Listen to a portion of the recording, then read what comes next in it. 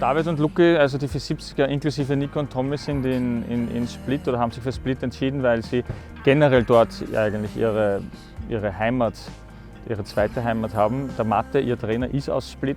Die haben dort ihr Boot schon die ganze Zeit gehabt im Winter. Die haben immer ein Boot konstant in Split stehen, fühlen sich dort sehr zu Hause. Noch dazu ist es viel einfacher für den Mate eigentlich das Umfeld so zu gestalten, wie es ideal ist.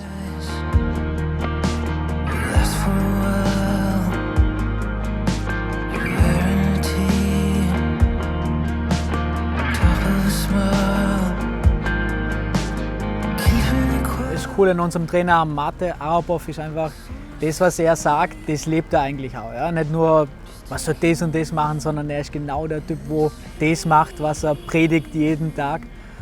Und das ist cool. Ja? Also keine leere Message, sondern das ist einfach, von dem er tief überzeugt ist, von seinem Herzen.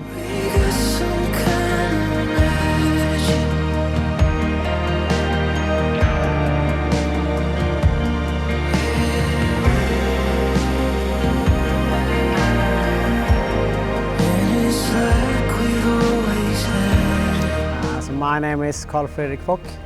I used to sail 470, but have been quit now, and now I'm working with the Austrian 470 team with Tommy and Nico.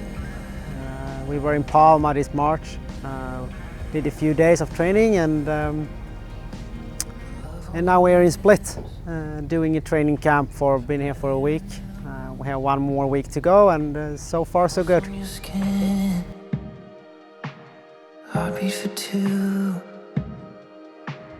love racing lit, the speed of sound, never forget. Der 470er zeichnet sich für mich aus, dass man immer segeln kann, und auch unsere Erfahrung war bei lässigen Regatten wie hier, wenn alle Klassen drinnen bleiben, hat man um mir auch schon angefangen mit Zusammenpacken, hat man uns noch um 5 am Abend, wenn der Wind auf 30 Knoten abgenommen hat, noch rausgeschickt für Megawelle. Und so, ich sage ungern, wie ich mich damals so oft umgezogen habe, wieder in nassen Neopren und eigentlich bin ich schon fertig mit dem Tag, scheiße, jetzt geht es doch noch weiter. Ist es irre lässig, dieser Kampf mit den Elementen.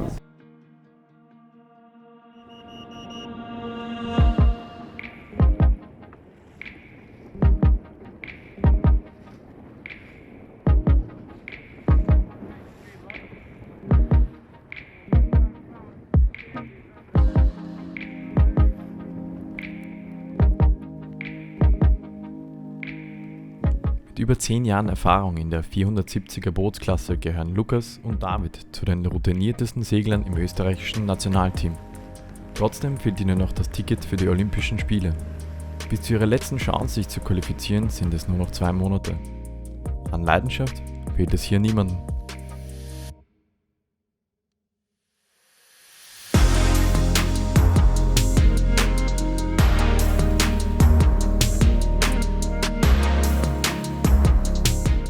Ich glaube, es kann auch sein, mal bei einem 5-Knoten-Tag, wo du weißt, im Nachhinein durch die Disziplin gehabt, jede Bewegung ganz smooth und ganz empfindlich, sensibel gemacht zu haben und das Boot immer im Fahren lassen, obwohl du emotional voll hin und her gerissen bist. Oh, da ist ein Gegner, da kommt nur der Wind, da nur eine Wolke, da ist ein Trainer, der noch was sagt, der Steuermann. Und doch hast du es geschafft, immer smooth das Boot im Fahren zu halten. Wie man sieht da im Hintergrund, das ist ein Boot, wo er umgebaut hat, ja, nachdem er immer wieder neue Vorstellungen hat. Ja. Man muss jetzt fliegen können, hat er gedacht, jawohl, sein Boot kann das auch.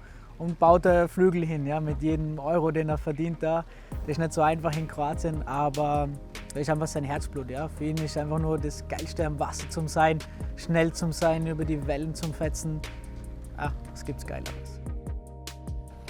This is like a third kid for me because it's a lot of system what we invent, what we try, because this is the first foiling boat on this Adriatic Sea, on this Ava coast. I think also in Italy, I don't know if they have this kind of boat, and we always try to invent something new and try to be first on each race, especially now when we have this kind of foils, maybe to beat these super big boats.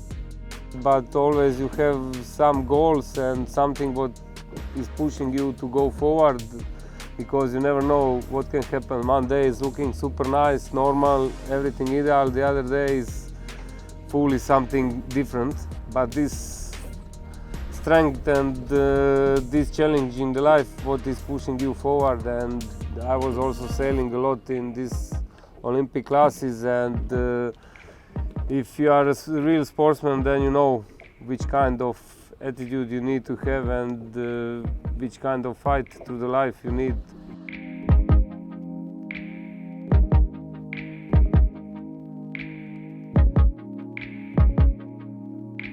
Das ist etwas, mit dem man aufwächst. Ja? Und das kommt man, wenn du von klein an wirst du an das herangeführt, und das ist dann wie eine Religion, ein Lebensstil, den man hat. Und das ist eigentlich sehr cool. Kann sich das österreichische Segelnationalteam das 4. und somit letzte ausständige Ticket für die Olympischen Spiele sichern?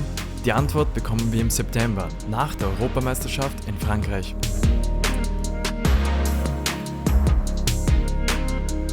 Du willst wissen, wie es weitergeht? Dann abonniere Candidate Sailing und verpasse keine Episode. Bis bald!